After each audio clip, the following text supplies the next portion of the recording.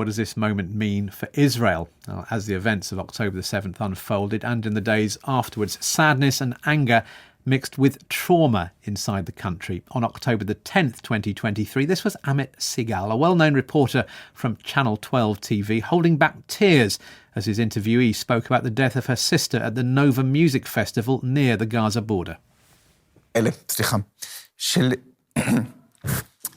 פשוט מכיר את מעיין אחרי הדברים של מעיין וירדן. צריך להגיד שגם לנו. כן, תשים חיוך. Well, I've been catching up with Amit tonight. He wrote today that Israel is whole again. I asked him what he meant by that.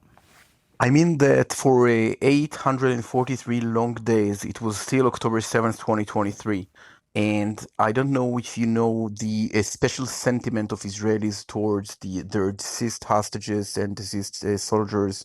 So as long as there had been deceased hostages in Gaza, every activity by every Israeli was flawed. I mean, you cannot eat sushi or watch a movie or go to work without thinking about the hostages in Gaza that were suffering and their families in Israel that suffered too. So today, when in 3:40 p.m. afternoon, the IDF announced that the last hostage, Gואiלי, was found in a cemetery in Gaza, I think 10 million Israelis felt relief. They felt as if they're healed. And what about for you personally?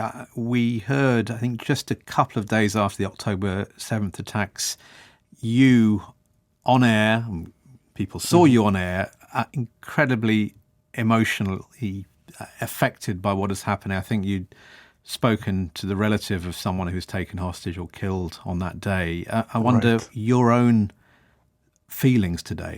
Listen, it's hard to imagine, and I keep thinking about the Brits in World War I, where villages suffered heavy losses and their loved ones fought and died in Falandria. So just imagine this poppy seed flower, or the Israeli version, the yellow ribbon, worn on every chest in Israel, and all of a sudden, you can just, take down this yellow ribbon and just go on with your life, both personally and nationally.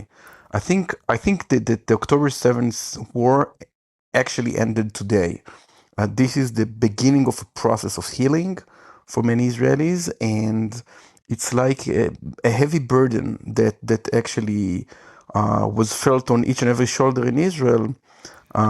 Is suddenly taken off?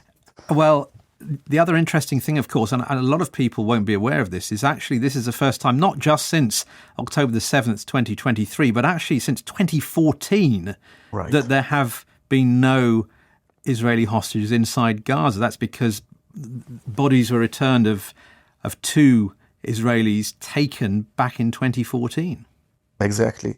And just imagine the schedule of Israeli prime ministers who on a weekly basis used to meet with the families of the deceased hostages, trying to actually find yet another solution, another way of bringing them back. And all of a sudden, the schedule is empty of these meetings. So it is something that shadowed or overshadowed the Israeli nation as a whole, the policymakers, the press, and now it's gone. Now, since we're in the Middle East and there are many enemies around us, I'm afraid that the hostage-taking weapon is still here, because our enemies learned from October 7th, even before, that the Israeli society is willing to pay a heavy price for getting its deceased hostages back home.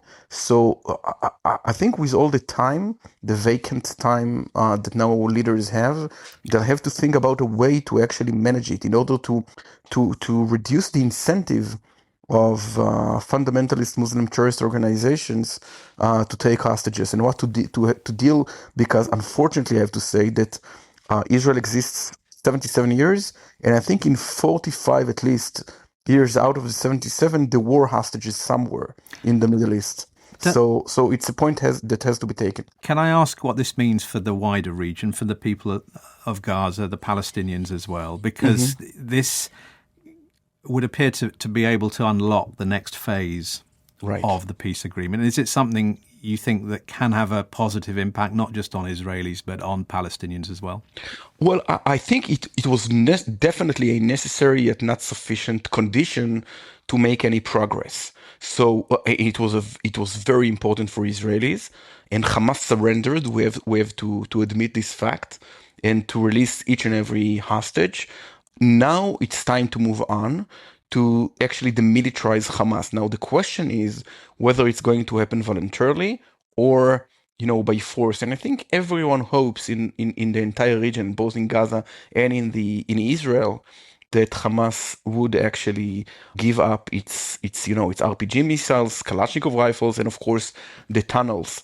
I'm more optimistic than I was because, to be honest, on October 7th, when we started getting the video clips of hostages being brought to Gaza, I told my wife, I'm afraid they're never going to come back home. And I'm so happy I was wrong. And I mean, no one believed in the entire region that Israel would actually bring back the last hostage. So maybe it opens an opportunity for a different Gaza in the future, a Hamas-less Gaza. Let's hope. And that was Amit Segel, reporter from Israel's Channel 12 TV, reflecting on that return of the last